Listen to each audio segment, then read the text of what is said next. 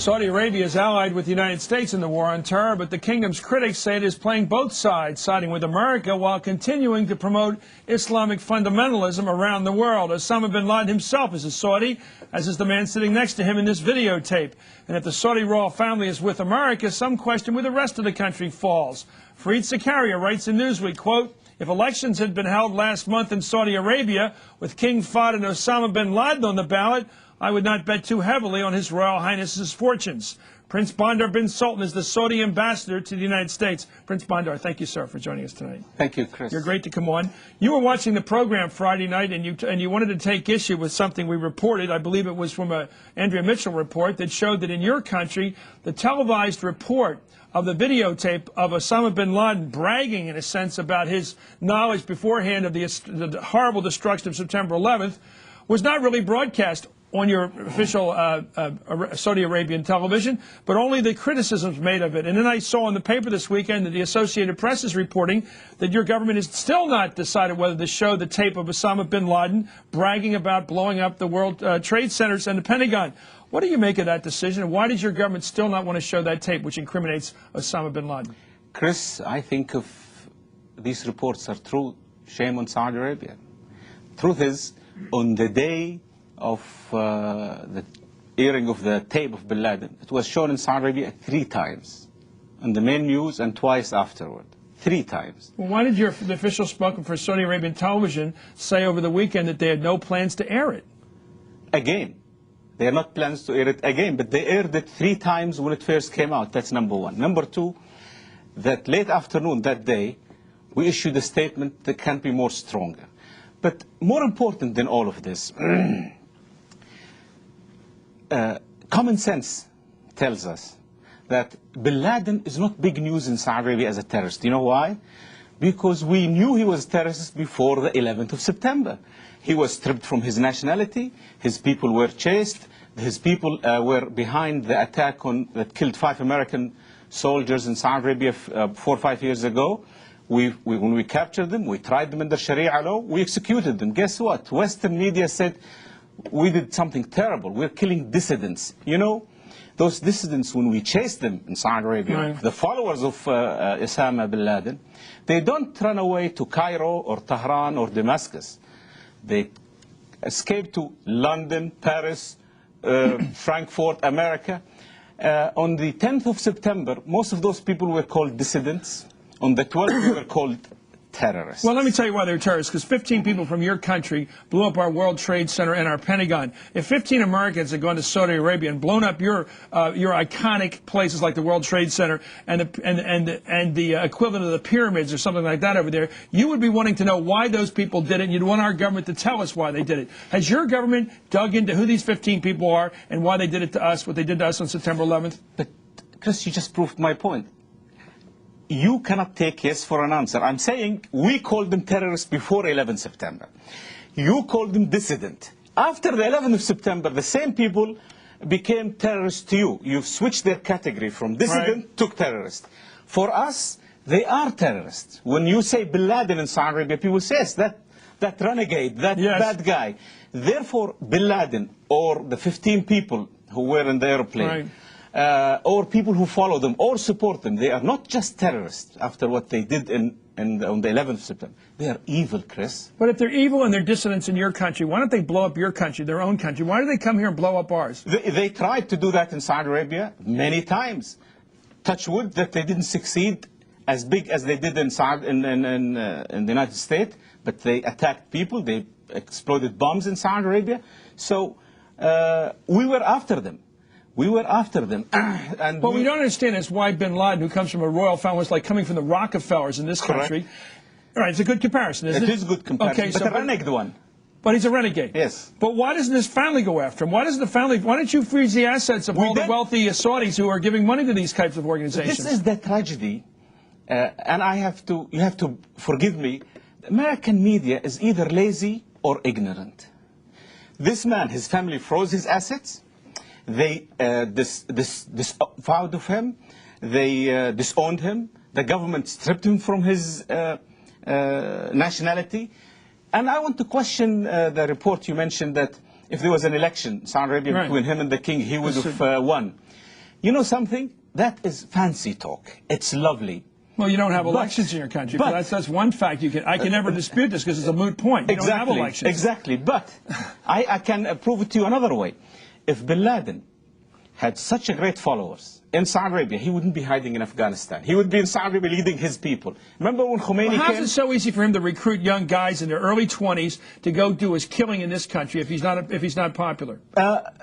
These guys went to their death just because he said, go to your death. You make it sound like out of 12 million Saudis, 3 million were following him. You're talking about a handful. That's number one. Number two. 3 handfuls, 15. Okay, 3 handfuls. Thank you. Second, you're talking about, how do you explain this guy Walker? He's an American living in San Francisco. Why would he follow? I can't speak for crazy people. Nobody has monopoly over crazies.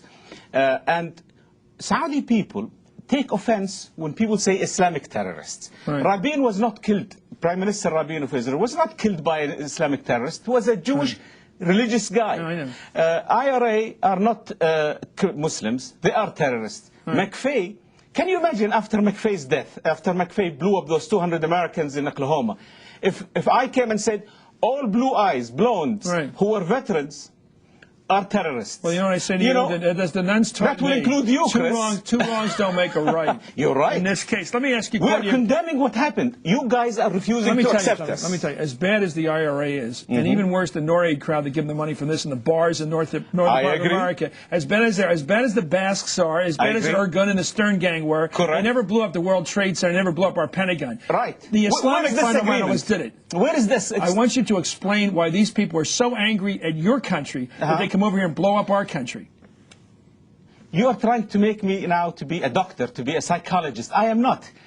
Aren't you confounded? Aren't you, when you turned on TV that day and you saw that, and you found out that 15 of the 19 killers, the suicides, came from your country, what was your emotional reaction? I was shocked. I was hurt. Were you surprised? I was surprised. You were. I was surprised. But even though Bin Laden recruits most of his people from Saudi? Not most of his people. No. You see, you make it. This is the problem. Okay. You all start with a premise, and then everything has to be fact. The premise is wrong. The truth of the matter is, we think is evil, Bin Laden. We think people who follow him are evil. We have pain for what happened in America. Because of what they believe or what they do? Because what they believe and what they did. Okay, according to the New York Times, official Saudi school books teach, quote, one of the major requirements in hating the infidels and being hostile to them is ignoring their rituals and their festivities. Saudi textbooks teach hate of the West, don't they? That is not true. Well, what the New York Times is wrong. The New York Times is wrong, absolutely. If so the New York Times do not encourage, do not discourage mixing with Christians and Jews? Islam. No, the Saudi textbooks. Wait, Islam is against hate.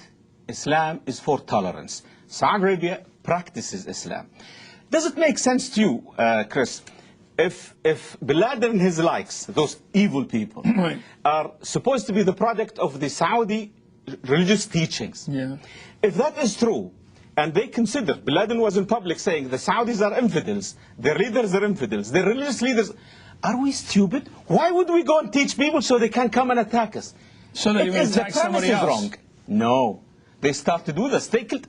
What Taliban has been doing for 3 years now, 5 years, killing other Afghanistan other Muslims.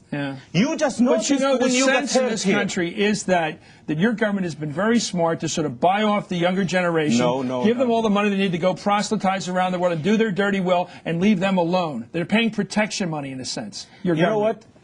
This is bullshit, to be honest with you.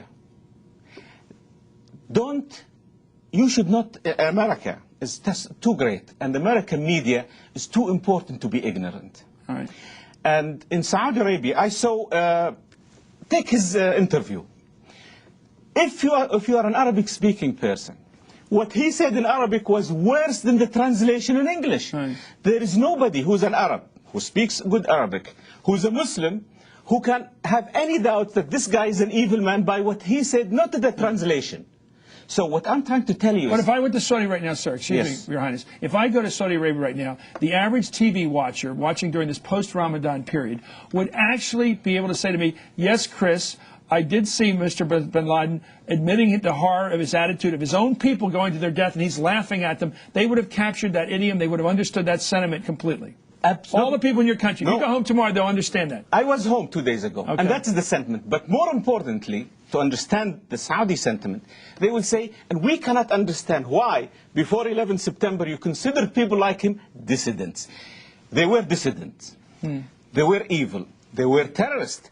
You were saying because they were this way because you don't give them freedom of speech. You're right, because what they were speaking was poisonous and evil. There are people still in London today who are saying things that you would think they would be arrested. So why did your government behead all those guys who were trying to get the word from and why they blew up the Cobra Towers? No, we haven't yet done anything on Cobra. We're still investigation, working with your people. We beheaded the people in Riyadh because we convicted them. They confessed. They were, and the law was applied to them. Yeah. And my It point sort of is, cuts down on the interrogation, though, doesn't it? no, we got the right. We got all the information we needed from them, and we shared it with you, by the way. But more important, Bin Laden, if he's brave, if he has such a lot of followers, if he can win, if we have elections in Saudi Arabia and beat the king, aren't you curious why is he hiding in Afghanistan? Why didn't he get in an airline, land in Riyadh, and then because leave they have a very weak government. You have a very strong government. You have a very disciplined society. Afghanistan is a Wild West, basically. I understand why they went there. Wouldn't you like to add to it something more that the Saudi society would not accept those people?